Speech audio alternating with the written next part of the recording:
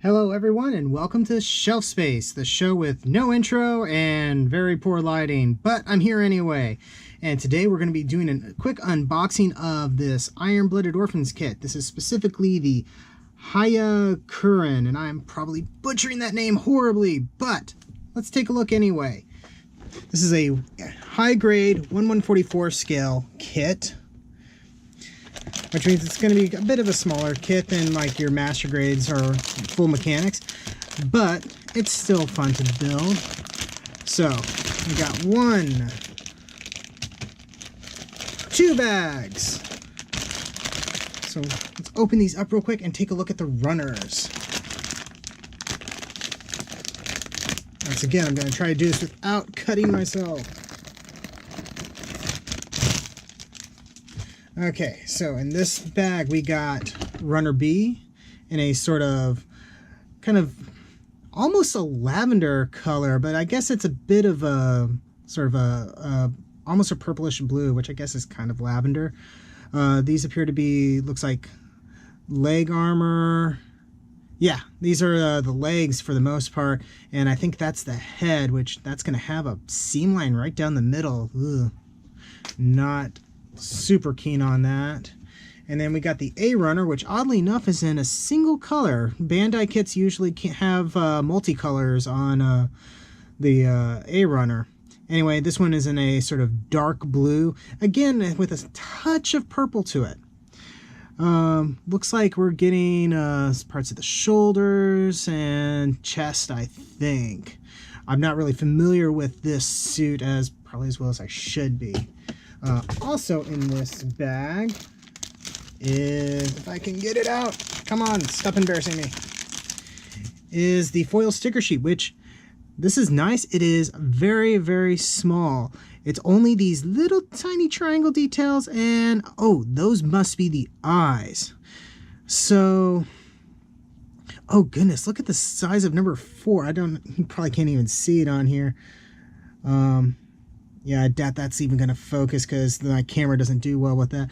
But it is absolutely tiny. This is like one of the tiniest stickers I've seen on a Gundam kit. I'm probably not going to use those except for maybe the eyes. Just because I would rather paint details like that. Now onto the second bag, which looks like we have 3 runners and the polycaps. Out you go! Out you go, I said! Come on! There we go. That's the ticket. Over the shoulder. Okay. So let's see, we got E-Runner, which is in a sort of purplish white. Everything has this sort of slight purplish bluish tone to it. And looks like we got some chest details. And, oh, these must be these little pauldron things on the shoulders and stuff. Color separation on this actually looks pretty darn good. I'm impressed. Got your usual polycap. This is PC002, for those of you who keep track of those kind of things. Little tiny D runner, which this is part of the chest, it looks like. Betting those are like hand covers. And just little detail parts. That looks like it's probably this part right here on the chest. And finally we have C Runner, which this looks like it has some of the frame pieces as well as the weapons. And wow, that gun is a nice big piece there. That's kind of cool looking. But again, you got a seam going right down the middle. Not as cool. Got the sword and the sheath for the sword.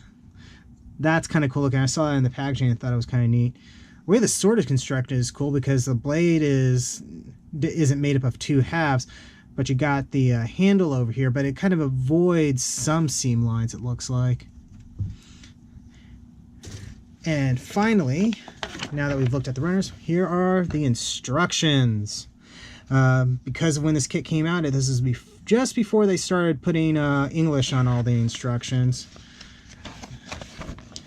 Let's take a look at this. Got some nice colored pictures of the kit. All this is in Japanese, so I can't read a lick of it. And just quick rundown of how it's built. Pretty straightforward, it looks like. This doesn't really look like it's that complicated of a build, so maybe I'll be putting this together at some point soon, maybe during a lull during my project that I'm working on. And that's it for that. Looks like it's going to be a fun build. IBO kits are kind of neat, I think. You got sort of a quasi inner frame, which gives it a lot of cross-compatibility with other things, and it's just an interesting way to build a kit, especially one that is so small. Well, and that's it. So, don't forget to like, comment, subscribe, all that YouTube stuff, and I'll see you guys the next time you invade my shelf space.